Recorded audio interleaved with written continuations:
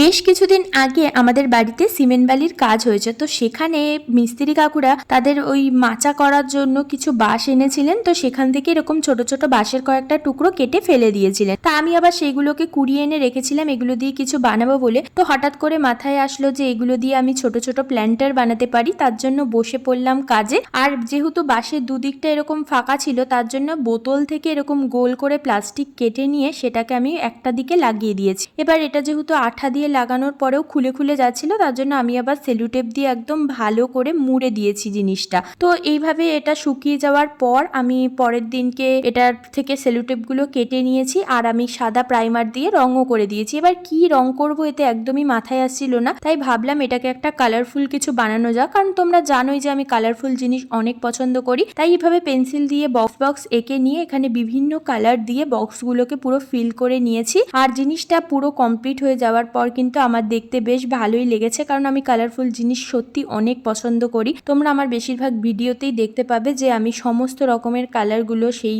আর্টটার মধ্যে দেওয়ার চেষ্টা করি। যাই হোক, কালারগুলো কমপ্লিট হয়ে যাওয়ার পর আমি এখানে পুরো বর্ডার দিয়ে দিয়েছি ব্ল্যাক কালার দিয়ে, যাতে জিনিসটা দেখতে আরো বেশি সুন্দর লাগছে। আমার এটা ভীষণ পছন্দ হয়েছে। এই হচ্ছে এটার ফাইনাল লুক। তোমাদের কেমন লাগলো অবশ্যই কমেন্টে জানিও। আজকের মতন টাটা।